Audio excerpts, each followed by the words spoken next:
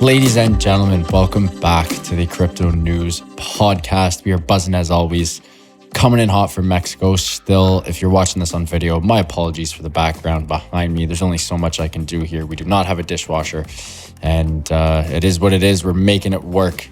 On to my guest. Super pumped to have John Shutt on the show today. Smart contract engineer at UMA, our second guest from the UMA team, coming in hot. We'd love to see it. And also the co-founder of the Across Protocol, a secure and decentralized cross-chain bridge. John has been working on cryptocurrency and encrypted messaging systems for over a decade. Super pumped to have you on. John, welcome to the show, my friend. Yeah, thanks for having me. Excited to talk. Your background, we got to start with that. And for our listeners who don't have the pleasure of viewing this and not watching along on YouTube or TikTok or Insta Reels or wherever you are following along, John has an absolutely absurd background. Not the one you see, but the one that's just to my right and his left. He's shown us right now. It is just box haven, hundreds and hundreds of boxes. Literally looks like he's in a warehouse. John, you mentioned that you and your lovely wife have over 11,000 books. How the hell does two people snag 11,000 books? That is absolutely crazy.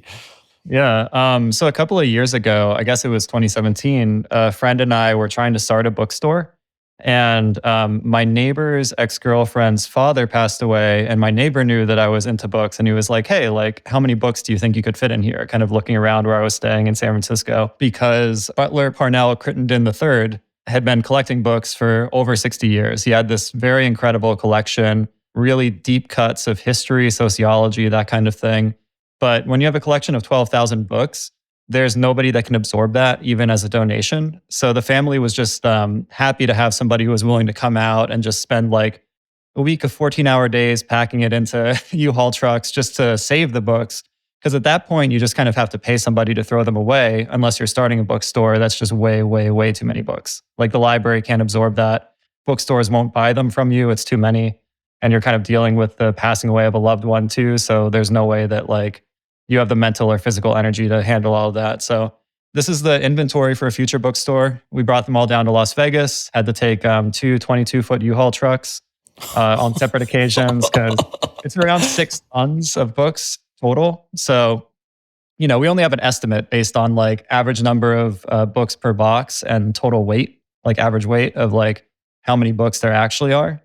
But it's around 11,000 because I think we've sold about 1,000 since then. Are there any old school gems? I'm sure there's got to be a couple dozen discontinued books, some super rare ones. How do you and your wife even categorize these books? Do you have them in alpha? Is it just box by box? Sorry if I'm getting nosy here, but I love to read, and this intrigues the shit out of me. Yeah. I know we were selling online with Amazon, so we were just sort of using Amazon search for the title. Most of these books don't have ISBNs. They're pre-1970s, no ISBN, nothing to scan. You just look it up by the title, the author, condition, that kind of thing. We don't sell on Amazon anymore, just it doesn't really make sense. This is just kind of a reserve for an in-person bookstore, so now it's a little bit different. We just open the box, we say what is this book about? Where would we put it on a shelf?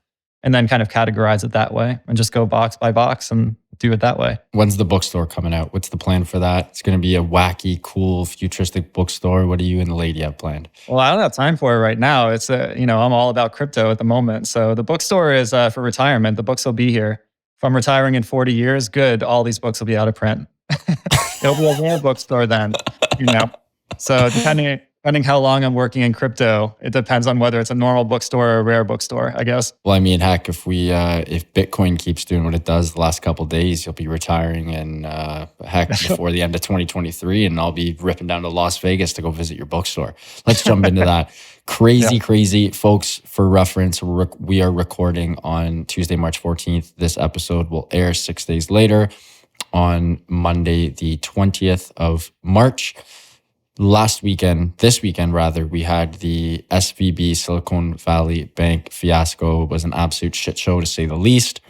And as a result of that, the general population, perhaps some larger financial institutions, want some more hard, sound money and have been flocking into Bitcoin.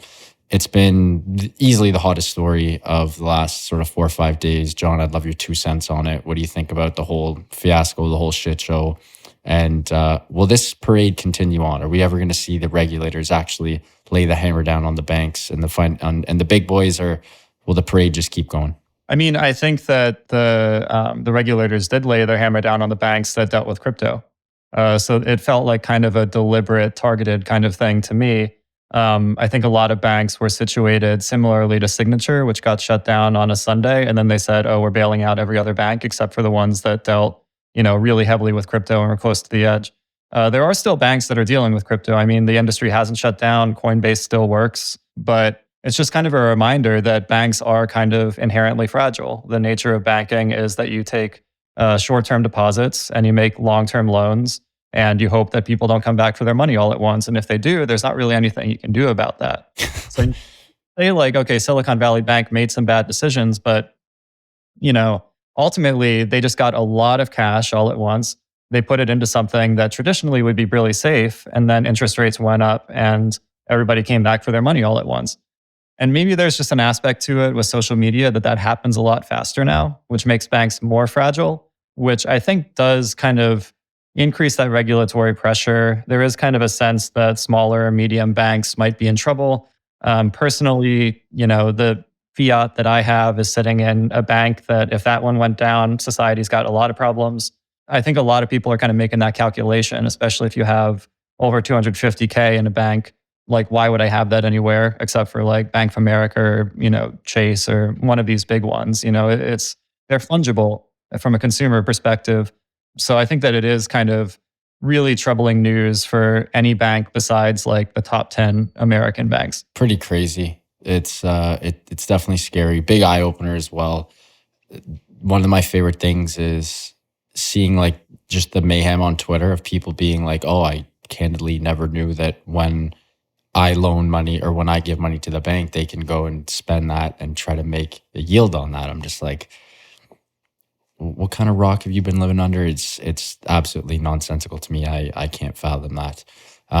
Let's jump into crypto for a sec. Before we get into UMA and encrypted messaging systems, which intrigued the shit out of me, I want to hear about how you got into crypto. You've been in it for a hot minute. I'm sure you must have had a really cool origin story about getting into the space. Yeah. So when I was in middle school, I read Cryptonomicon and I was like, ooh, this is cool. And so I learned how to partition my laptop and install like Linux on half of it, use like TrueCrypt to encrypt all of my important like middle school secrets on like the Windows half of the partition. And I was like, sweet, cryptography, Oh, wait, John, you were like 12, 13 years old. Yeah, something like that. I was like reading Slashdot for like a while before that and sort of like reading about it. But that book pushed me over the edge. It's like, let's learn how to like install this. And, I didn't really do that much with it besides just like reading pretty heavily on it. So I did find out about Bitcoin really early on. I think just because I was, cued into that, like I was ready to receive that information when it popped up. I understood like, oh, this is what this is about. This is actually really, really, really cool. So I started looking at that in like 2011. It was kind of my senior year in college. So I was doing like Mt. Gox day trading. I was like, oh, I'll buy it at like $3 and set to like sell if it goes up 50%. Then it goes to like 450 the next day. And I'm like, oh, sweet. And, I'm a terrible trader though. And I did like sell all of my Bitcoins in, 2012 because Bitcoin had not worked as digital cash. But, I always thought it was interesting. And, I came like back and forth on it. But I sold my Bitcoins to get a plane ticket and, a couple months at a hostel in San Francisco to kind of go and start like, let's find some hackers there and let's get involved in like building this kind of thing. Got pretty heavily involved in Noisebridge, which is a hacker space out there. Really improved my coding. It did a lot of web development type stuff, but also got pulled into some journalism work. So the encrypted messaging part, I got invited to an early hackathon for Secure Drop. I was kind of picking up some work that Aaron Schwartz was doing. The project was called Dead Drop at the time, and it was like renamed kind of over the course of that hackathon to get it ready for production. A lot of news agencies now use Secure Drop as an encrypted messaging platform between journalists and their sources. But that was really, really interesting to do that at the outset because that's like setting up a physical server that you control. It's not a based thing. Going and buying like, a laptop with cache and then getting a screwdriver to like take the drive out of it, remove anything that can connect to a network because that one's only going to be through like your Tails OS that you're connecting to it and then like move data to it on like, a CD. So that was a lot of fun. It felt very cool too. That was kind of like a fun project. Well, I guess that wasn't technically my first like crypto-ish work. When I was still learning web development, I wrote a Ruby client for the local Bitcoins API. And that was probably, I forget, that was probably like 2013 or something. And they had a bounty and it was like $100 worth of Bitcoin if you like do something on our thing. And so that was like 1.5 Bitcoin at the time, which I then forgot about until many years later when they sent me a message that was like, you should set like a stronger password. Like it's been a while. Like, please like set a stronger password. I log back in. I'm like, wait a second. So I had like, 2.2 Bitcoins in there because they like, when Bitcoin Cash happened, this was before Bitcoin Cash. So when that happened, all the coins in their custody, they sold all the Bitcoin Cash for Bitcoin and then put that in your account. So that was like the only Bitcoin that survived for me for the early days until the present. Fast forwarding a bit, 2017, I kind of made that move. In addition to getting the 12,000 books, kind of made the switch of like do less web development. I'm doing smart contracts now. Smart contracts on Ethereum is super interesting. Maybe we can actually succeed where Bitcoin failed to be digital cash. I underestimated the kind of digital store of value, digital gold type narrative, but Ethereum seemed to give a way to do a lot of like really, really interesting things in the same ethos. And I had been following it, and I just decided this is what I do now as a career, and stopped looking for web dev gigs and was only doing smart contracts from then on out. And wow, what a story. What gets you going about writing smart contracts so much? Because like, again, someone as talented as you and who has, heck, there's not a lot of people who've been in cryptos for 10 years as a whole. And then on top of that, you have been coding for that long as well. Why build on Ethereum of all the other blockchains? So many of them are picking up so much speed. Obviously, it is the classic. It's the, the digital gas, if you will. But why Ethereum over all the others?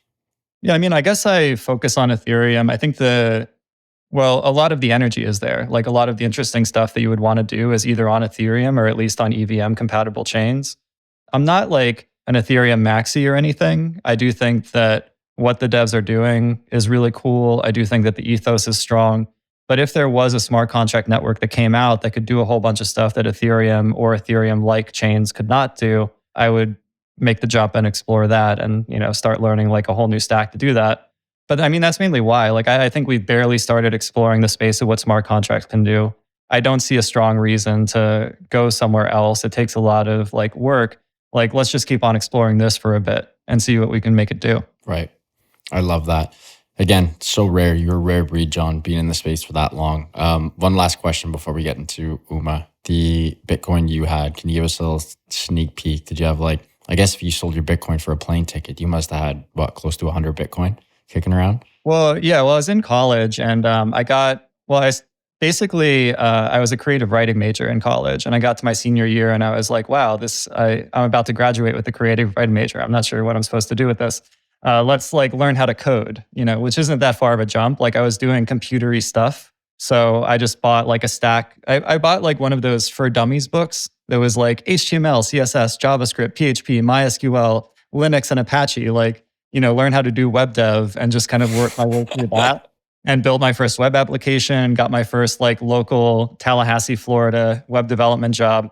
First paycheck after buying all of the college essentials. I still had like, I guess it was like $300 left. So I was like, all right, let's buy 100 Bitcoins. So the first purchase. And, I should have, honestly, what I should have done is I should have lobbied the people I knew in my life at that time that had way more money than me, like 1,000 instead, like 300 and like wouldn't need to sell it and just say like, no, like, trust me, like this weird thing, like this is a real thing, and if it's not, like you should still make a bet on it. Yeah. But yeah, so it was like, it's very easy to calculate when I could have been a millionaire off of that if I had just like not done anything with my life and didn't go to San Francisco and just like chilled at home. But I think that it was definitely a good move. Met my wife out in San Francisco, met a lot of cool hackers, got involved in a lot of interesting things. I don't think that I would be working on the kinds of things that I'm working on now if not for that experience. And, the space has evolved a lot more now too. I think it's like, I'm happy to be at this phase right now where smart contract networks are enabling things that have never really been possible before. And it's barely started. So it's really exciting. Well said. We are still truly at the bottom of the first, top of the second inning. Let's jump into Uma. You and the team have been absolutely, you guys have been on a tear and a half. first quarter of 2023, very busy, tons of notable announcements and shipments. UMA 2.0 and the launch of OSNAP. I got a nice little cheat sheet in front of me, but I'm going to let you rip these off. Give me a quick little sort of spark notes of what each of them are, and then we'll get into the nitty gritty stuff. Yeah. So what we're calling UMA 2.0 is kind of a package of upgrades that we're making across the UMA stack. We launched UMA staking, which is a big improvement on our voting system. Just to like zoom out a bit, what UMA is an optimistic oracle that you can use to deliver any kind of verifiable data onto a blockchain, to your smart contracts. So people who are more familiar with Chainlink style oracles, the difference with UMA is you can ask it any kind of verifiable question, receive an answer to it. Anybody can propose that answer, and then anybody can dispute that answer. So it creates a lot of flexibility. You don't have to have a predefined endpoint. You don't have to have a node network. You only need one honest actor who's online within whatever the challenge window is, which is a really cool, flexible system, which is why you can build so many different things on top of it. The staking system basically means to resolve disputes within UMA about what the truth is, you have to stake your UMA tokens, and they're kind of locked up, and you receive a continuous stream of rewards. It's kind of set, like, I think the APR right now is 28.5, which is really good. And you just kind of sit back and collect that as long as you do show up to vote when disputes happen. And you get like some of your stake reallocated to people that do show up to vote if you don't, or if you like vote incorrectly and you don't actually look at what the question was. So that was a really big change. We have a lot of improvements to the Oracle contracts, which are more of kind of a developer-focused thing. So if you are a developer looking to integrate, I would be a good person to reach out to, and I can kind of walk through what those differences are if you're familiar with earlier versions, or just kind of like walk through what it looks like in general. And then OSNAP is something that I worked a lot on. Because UMA allows for human-readable questions, you can basically write the rules of a DAO and attach a module to your DAO that says, if transactions follow these rules, they can be executed. And OSNAP is using that framework to execute the results of snapshot votes, because that's a really common DAO pattern that you would have a vote on snapshot, and then hopefully a multisig executes that at some point. But sometimes they don't. And even if they like do execute it, it's not an efficient system. There's a lot of legal and regulatory risks of being a multi-sig signer. There's a lot of pressure also. With this, all of the transactions that are going through are public. Anybody can dispute them if they don't follow the rules. In this case, if they don't pass a snapshot vote, or if they violate some other rule, which you can define for your DAO too. So we worked closely with Snapshot on that. We got directly integrated into the Snapshot interface. We should be rolling that out fairly soon with Cross, which is a cross-chain bridge that's built on top of UMA and kind of like grew out of the same team. I think it's really, really early stages for that. I'm curious to see how that one grows. I think it immediately makes all of these standard DAOs that have like, here's a safe with some assets and some smart contract control permissions, and then here's a snapshot, and then here's a multisig in the middle. Just set that multisig on the side. Like you don't need to use that multisig. In like 99% of the cases. Once the DAO votes on something, anybody can execute it then. And it's actually a permissionless system. So it makes the DAO more decentralized. It makes it more autonomous. And then hopefully, as you add more rules to your DAO, it makes it more organized too. Because kind of personally, I think the reason why multi-sigs and voting schemes are very popular is because those are the easiest to write out in code. Other forms of human organization are kind of hard to write out and enforce in code, but because UMA is able to enforce these human-readable rules, it really opens up the DAO design space. And you can start to design your DAO in a way that you would if it was just a group of people, and you can kind of treat it as though, it's this on-chain legal-ish entity, and UMA is stepping in to enforce it if needed. But for the most part, people get along. Like people don't have to like sue each other to collect the rent every month. Like people reach agreements. Mostly those agreements, they just execute amongst themselves. And then you go to court, which is, annoying and expensive if necessary. UMA is kind of providing this quasi-court system for smart contract-based agreements, which can be open-ended. Anything that is publicly verifiable is fair game. John, that was okay. You threw a lot at me there. Couple things I want to dissect. Let's go back to UMA as a whole, the optimistic oracle. Give me some more use cases. I'm not going to say I'm a huge gambler, but I definitely like to dabble in some sports gambling from time to time. And there are tons of incredible use cases for the optimistic oracle. One of them is the And I believe it was Clayton who said this when I had Clayton on, but Clayton was talking about the ability to bet on like the next presidential election, for example. And you can literally open up, not betting lines per se, but you can open up sort of things like betting lines for each side of the coin to bet on. I'd love if you could give a couple use cases on the optimistic oracle, and just for me being nosy and selfish here, and perhaps throw in one specific on the gambling side as well. So UMA is really good for prediction markets. So Polymarket is a really popular Polygon-based prediction market that has like sports betting. It has like prediction markets around politics, around world events, that kind of thing. With these kinds of markets, you don't want to limit yourself to what you can anticipate in advance. You want to create markets around.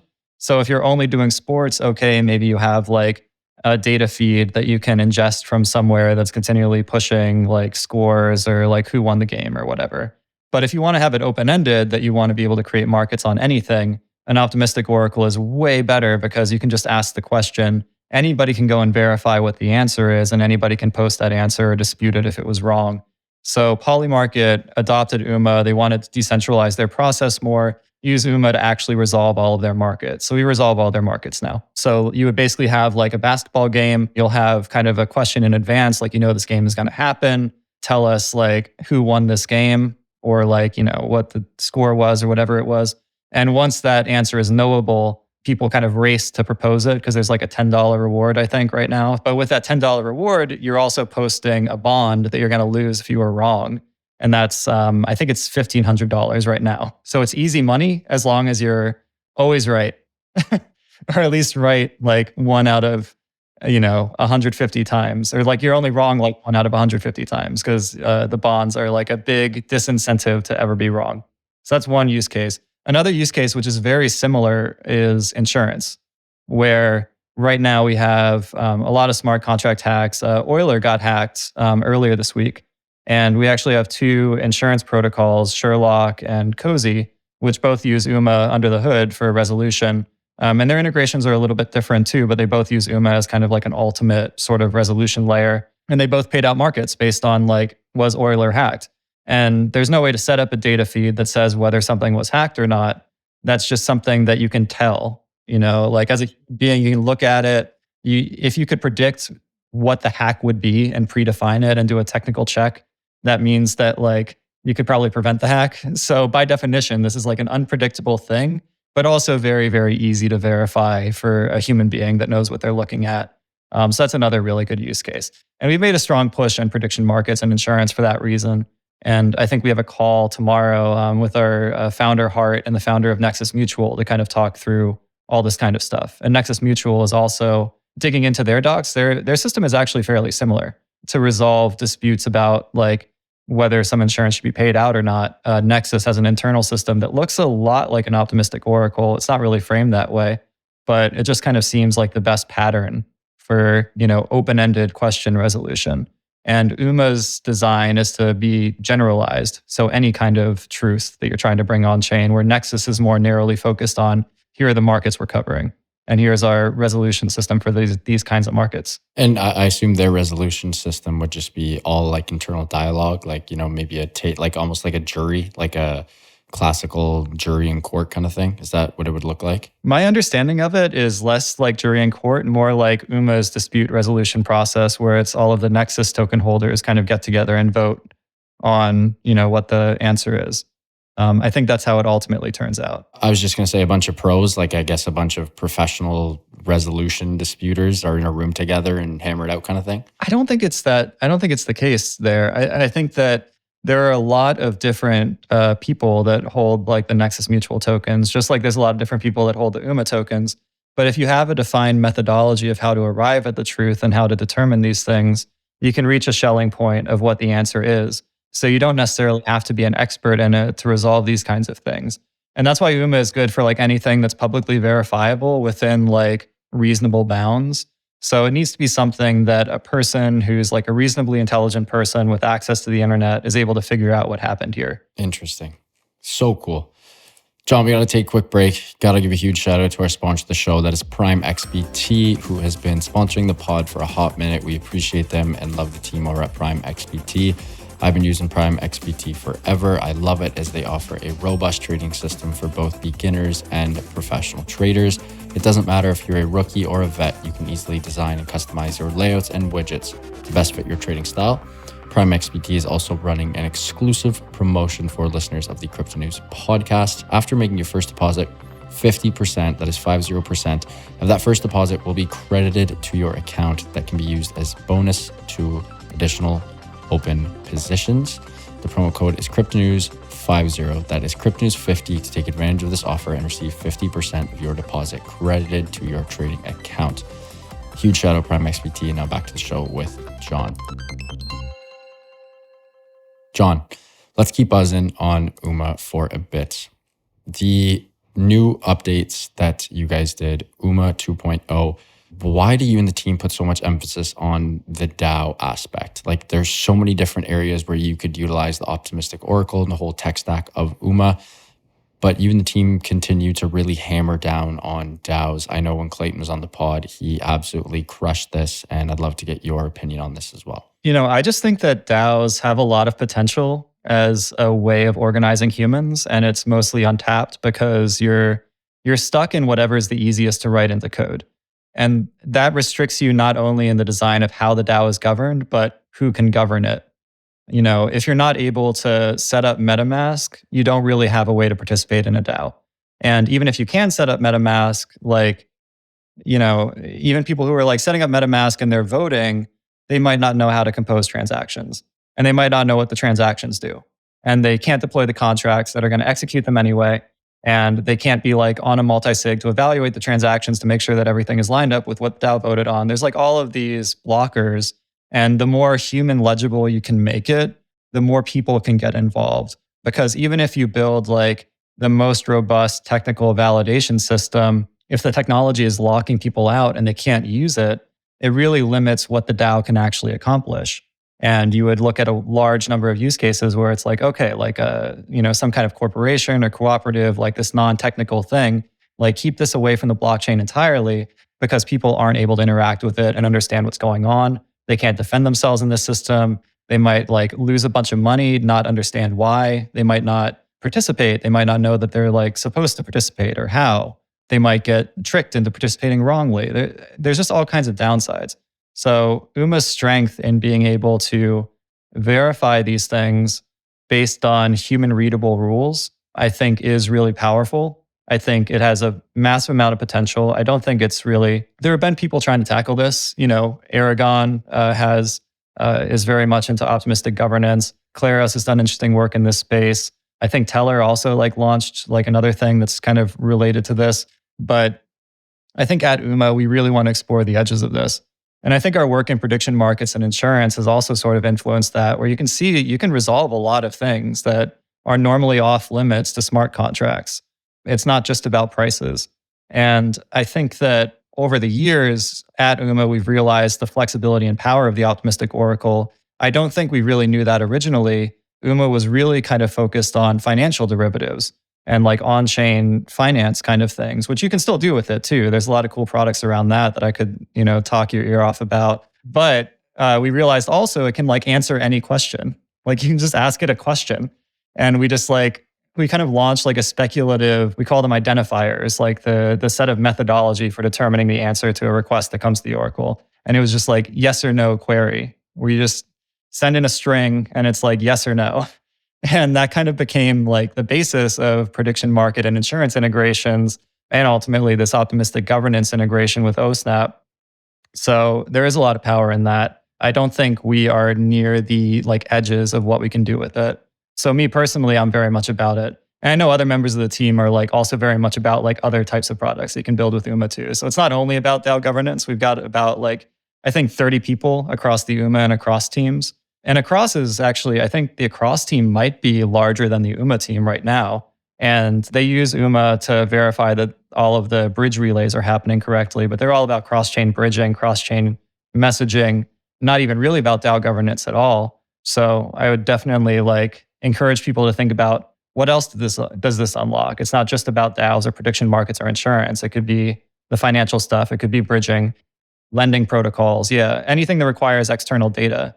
the term that you guys coined that I absolutely love. I don't know why, but I have a bit of a fetish for like beautiful terms that where you just take crazy complex topics and distill it into something very easy.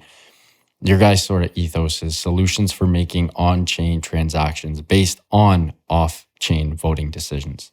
That's just so money. It's so straight to the point. Who came up with that? Was that a John original, or did someone else from the team coin that?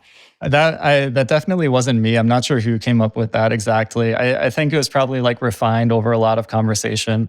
I'll just give credit to Clayton. Let's say Clayton did it. But a lot of these things are sort of like team efforts too. I know on my side, I always get way out of bounds of like, theoretically, OSNAP can do a lot more than just executing the results of off-chain votes. You can write any rules you want in there. And the rest of the team tries to like rein me in. They're like, listen, let's just like focus here. Because OSNAP is honestly like, yeah, try not to like get out of bounds and like, confuse people. It's the secret feature. Once you like add OSNAP to the DAO, it's like, all right, you can execute your snapshot votes. What else do you want to do?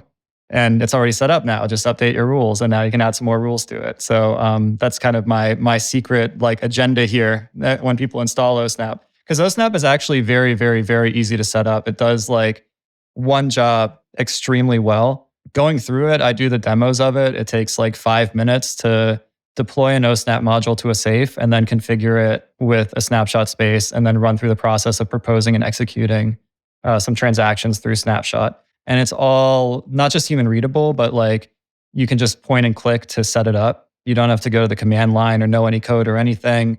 You just go to the Zodiac app in your Gnosis safe, not Gnosis anymore, just safe. Then add the OSNAP module through that. Take the address of the OSNAP module, set up your SafeSnap plugin configuration on Snapshot, and then you're basically done. After that, you can attach any transactions to any Snapshot proposal, any Snapshot voting system you have. These transactions will now be enforceable, and just make it really easy for beginners and like less technical people to actually do this. So we're trying to keep it narrowly focused and keep me under control until we get it out there for the Snapshot execution part. And then you can start writing your DAO constitutions and enforce them and everything. So when you're on video calls, when you're on demos with clients or partners or just, friends, and they're like, all right, John, thanks so much for helping me set this up. Are there any other cool things I can do? Like, what's the first thing that comes to mind where you're like, oh, I really want to tell you about this crazy shit you can do, but I probably should. There's got to be some. Yeah, I mean, examples I give, you might have certain contracts that you don't want the module to be able to call. You might want to say like, you can't transfer all of the money out instantly in a single transaction, like regardless of whether the snapshot vote said that or not. Yeah.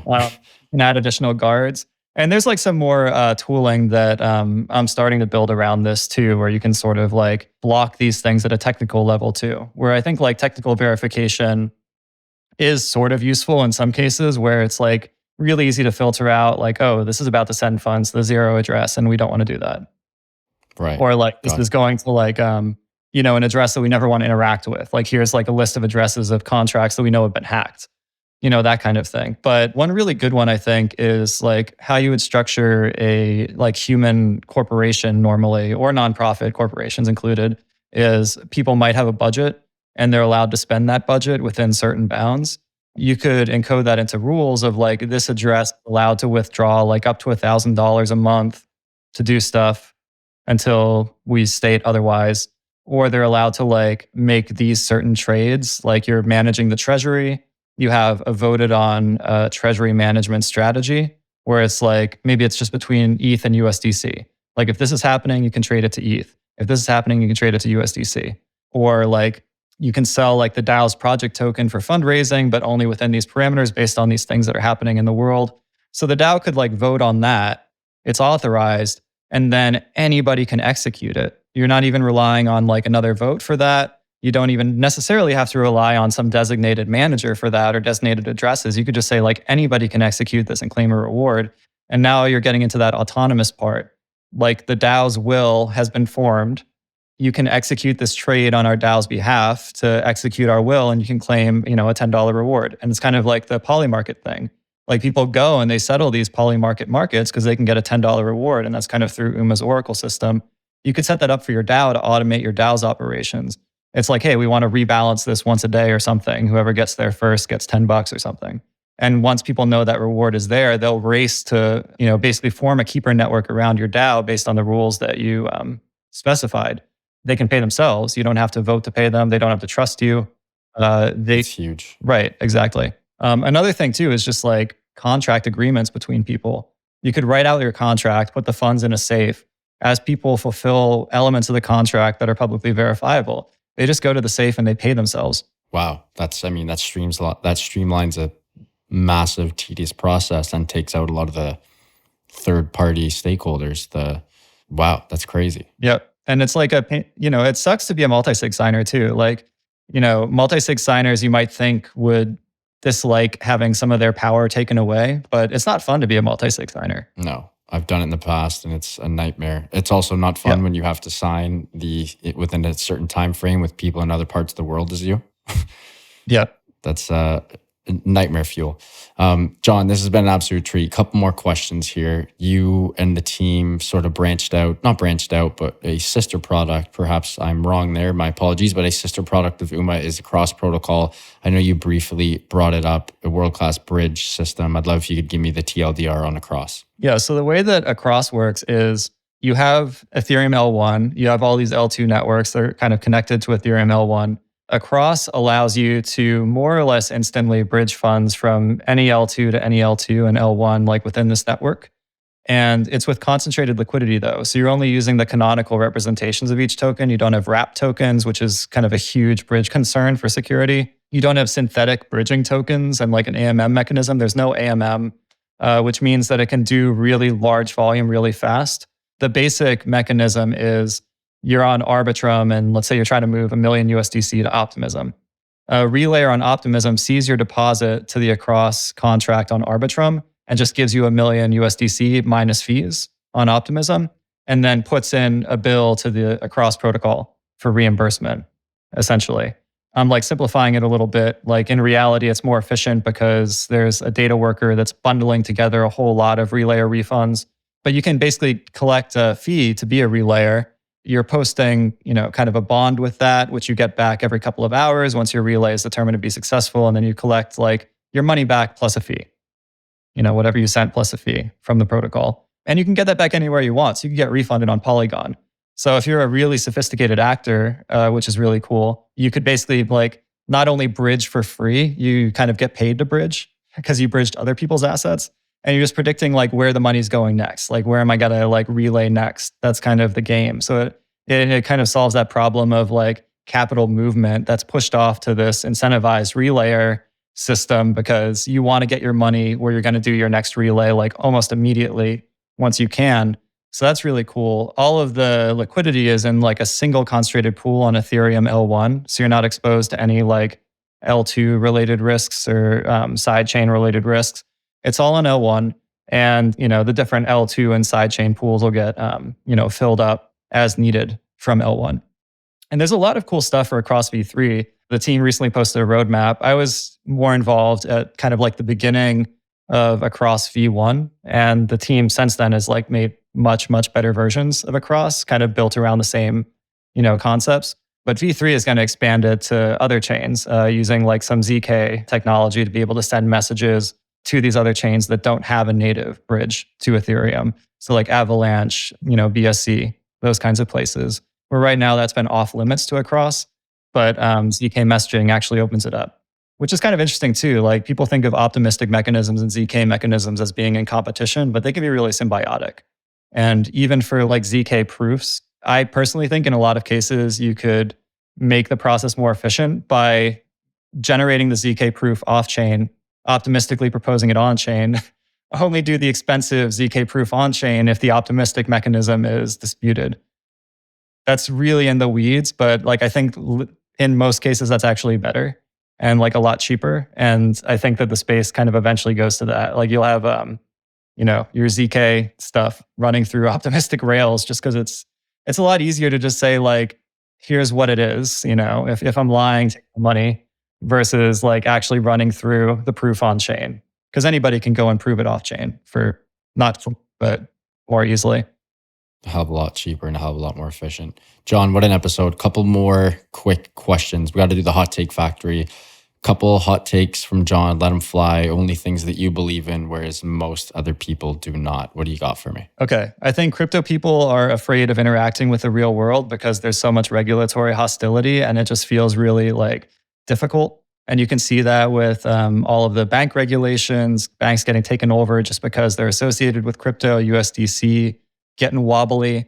But all of what we're doing is kind of working towards bringing the entire world financial system to run on these blockchain rails. That's kind of the ultimate point. So people should still be focusing on that. And I think that the reticence of most crypto people to even get into that is a competitive advantage to anybody that does dive into that. And I do think that you need things like UMA to be able to deliver off-chain information on-chain. That's kind of a prerequisite. So, if you're interested in having crypto really interact with the real world, definitely reach out to me. Let's see if like UMA can help with that. I think that is the future. It's still the future. Everybody kind of always thought that.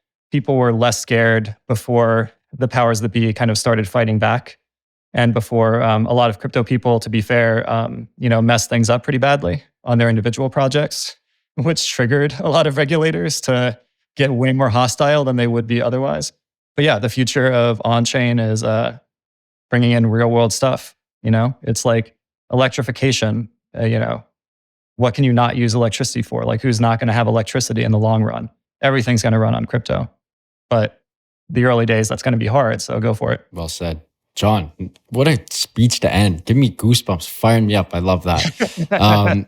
You're an incredible guest, man. Really appreciate your time. Can't wait for round 2. Before you go, can you please let our listeners know where they can find you, UMA, and Across online and on socials? Yep. So uma.xyz is the website for UMA. Across.to, Across2 is the website for Across, to go use that. It is like the cheapest, fastest bridge for especially large transfers. So really check it out. And then you can find me on Twitter at JDShutt. And if you just search for UMA Protocol or Across Protocol on Twitter, I'm assuming you'll probably find us. If not, check the website for the canonical link to our Twitter addresses. And message me too, like on Twitter. I work on the integrations team. So like I build some of our in-house stuff, but I also do a lot of our external integrations. So if you're interested in doing anything UMA related or Across related, definitely ping me and let's get a conversation going. Love it, John. Thanks again, man. Truly a great episode. Very clean, concise speaker, and I love when my guests can distill crazy big topics into very nice bite-sized, clips for people like who aren't too technical like myself to consume. So appreciate you. Great episode. Can't wait for round 2. All right. Thanks for having me. Folks, what an episode with John Shutt, smart contract engineer at UMA and co-founder of the Across Protocol. John was dropping knowledge bombs left, right, and center. Tons of alpha. We'd love to see it. Hope you guys enjoyed this one. If you did, please do subscribe to the team. Love you guys. Eustace, my amazing sound editor. Appreciate you as always. And to the listeners, thank you guys so much for everything. Love you all. Keep on growing those bags. Keep on staying healthy, wealthy, and happy. Bye for now, and we'll talk soon.